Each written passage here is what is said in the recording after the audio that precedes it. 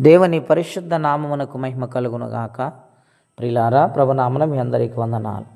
కీర్తనల గ్రంథం 106వ అధ్యాయము 9వ వచనం. ఆయన ఎర్ర సముద్రమును గద్దెంపగా అది ఆరిపోయాను. మైదానం మీద నడిచినట్లు వారిని అగాధ జలముల్లో నడిపించను. వారి పగవారి చేతిలో నుండి వారిని రక్షించెను, శత్రువుల చేతిలో నుండి వారిని విమోచించెను.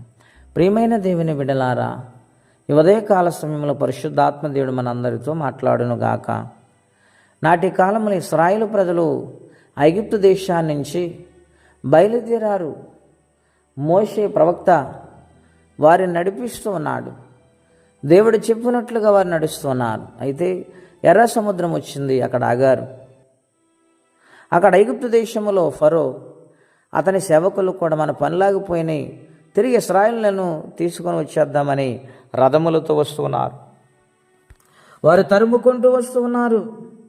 అది చూసిన ఇశ్రాయేలు ప్రజలు కంగారు పడ్డారు, భయపీడితులుగా మారారు. మోషే దగ్గరకు వచ్చి మొర్రపెట్టారు, సణుక్కున్నారు. ఆ సమయంలో మోషే గారు అంటున్నారు, భయపడవద్దు, ఇప్పుడు చూసిన ఐగుప్తీయులను ఎన్నడూ మీరు చూడరు అని దేవుని సందులో మొర్రపెట్టి వారికి చెప్పినప్పుడు, ప్రియులారా, సముద్రం వైపు దేవుడు కర్ర చాపమన్నప్పుడు చాపాడు. సముద్రాన్ని ఆయన గద్దించాడు. వెంటనే మార్గము తెరవబడింది. ఇశ్రాయేలు ప్రజలు మైదానం మీద నడిచినట్లుగా లక్షలాది మంది ప్రజలు సముద్ర అగాధములో నడుస్తూ ఉన్నారు. ఎంతటి ఆశ్చర్యకార్యం అండి! దేవుని మాట సముద్రం మీదే. పక్షులు వింటున్నాయి, జంతువులు వింటున్నాయి, మత్స్యములు వింటున్నాయి. మరి దేవుని మాట మనం వింటున్నామా?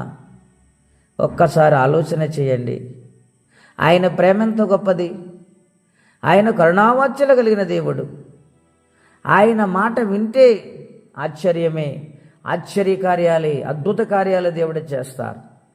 ఆయన మాట వింటే ఉన్నతమైన స్థితిని ఇస్తారు. సముద్రం ఏందండి పాయలుగా మారింది దేవుని యొక్క వాక్కు చేత.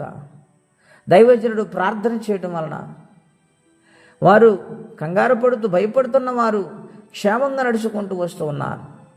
ఐగుప్తీయులు సముద్రంలో దిగిపోయి వారు తరుముదామనుకున్నప్పుడు ముందు ఉన్న మేఘం వెనక్కి వెళ్ళి వారిని రానివ్వకుండా కాపాడుతూ ఉంది. అటువంటి సమయంలో వారు క్షేమంగా సముద్రంలోంచి బయటకు వచ్చేసారు.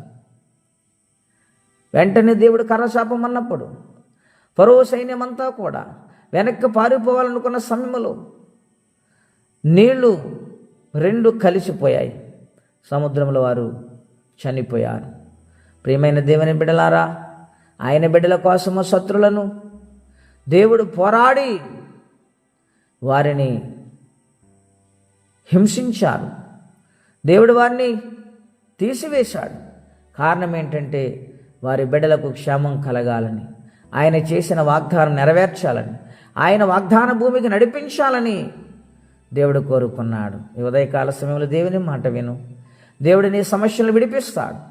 అది ఎటువంటి గడ్డు సమస్య అయినా యేసు నామములో అది జరుగుతుంది. ఆ సమస్యను విడుదల పొందుతారు.